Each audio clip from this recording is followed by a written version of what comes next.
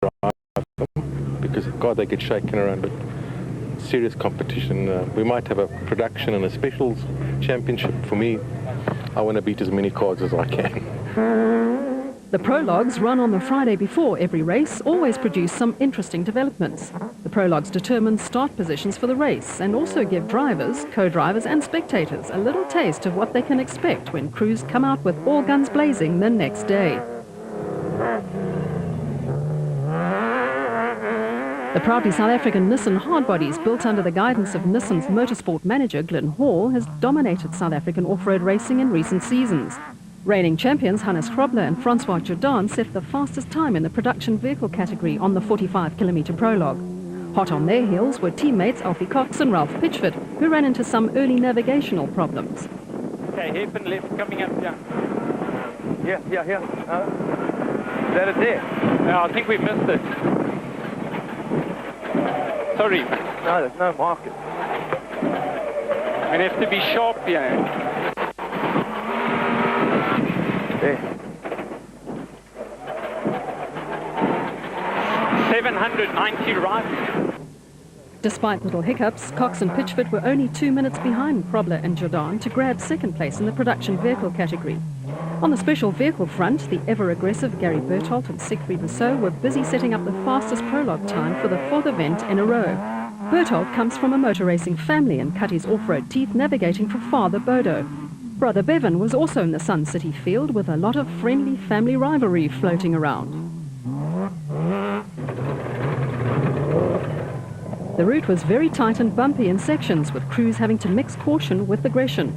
Caution is not normally a strong point where John Ware Smith and Jeff Minott are concerned, but they brought the Kopanong Hotel Super Team Racing Jimco home in fourth place among the special vehicles.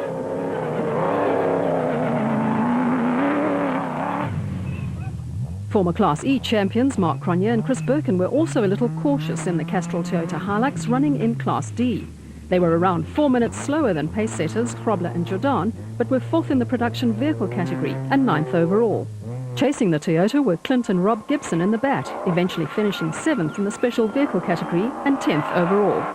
Behind them, Gerard Duplessis in his first outing of the season and Ferdy Seegers were on a charge in the Jimco and were to finish third overall and second among the special vehicles, just 38 seconds behind Berthold and Rousseau.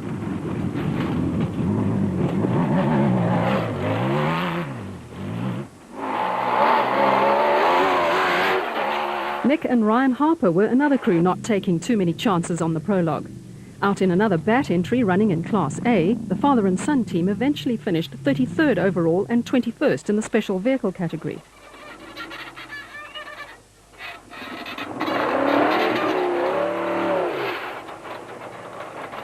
While the Harpers went on their merry way, things were not going too well for Class D frontrunners Manfred Schroeder and Alec Harris in the Ford Racing Ranger.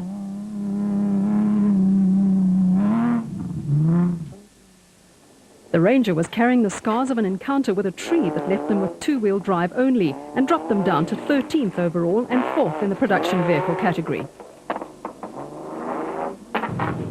Terence Marsh and Michael Whitehouse were on their way to a solid 5th in the special vehicle category in the Nashua Mobile Bat, with the Jimco driven by Will Battershill and Reg Sutton among the midfield runners. They had problems with one of the wetter sections of the prologue route, while behind them the father and son combination of Rob and Gareth Walk were making steady progress in the Superpave Chenoweth. The pair finished 30 seconds adrift of Marsh and Whitehouse.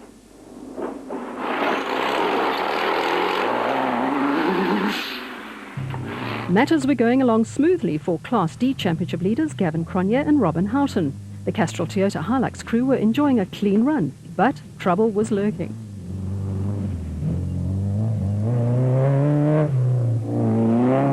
It was turning out to be a tough afternoon for Evan Hutchinson and Trevor Ormerod in the Motorride Racing Bat. They ran into power steering failure, and that hindered their progress and dropped them down the special vehicle list. With former motorcycle racer Chris Davies sitting alongside Richard Schilling, there was an awful lot of experience cooped up in the Plastic Aceco. The pair were having a good run and were the first of the Class S finishers and 11th overall. They also go slowly through it though. There were plenty of vantage points along the prologue route for spectators and photographers, with Jean Moore and Essen Brewer going along nicely in the Century Property Developments Bat. There was also steady progress for Class D crew Arnold Duplessis and Johan Knox in the BP Auto Nissan hardbody, with the pair having a clean run. Progress for top Class D contenders Gavin Cronje and Robin Houghton had come to an abrupt halt, with Toyota team members trying to make contact with team headquarters. Cronje and Houghton managed to deposit the Castrol Toyota Hilux 2.7i into a ditch and blew their hopes of a top starting position the next day. Gey and Caroline Huster were managing to maintain forward progress, but it was slow going after a puncture. But Cronje and Houghton would gladly have swapped places.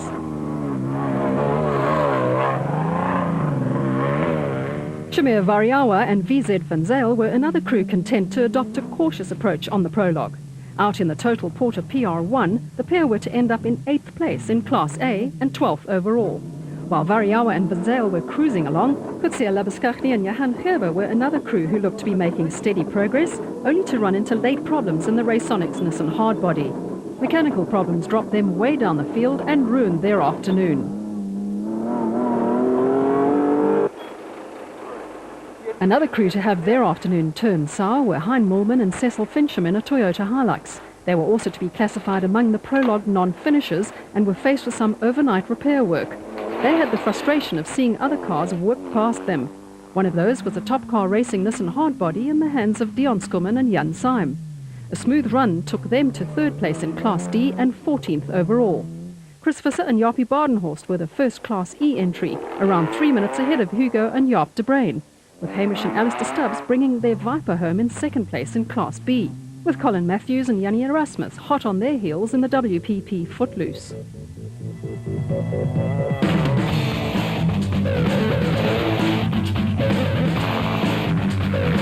While Hannes Grobler and Francois Jourdan set the fastest time, the prologue was dominated by special vehicle entries, which provided for 7 of the top 10.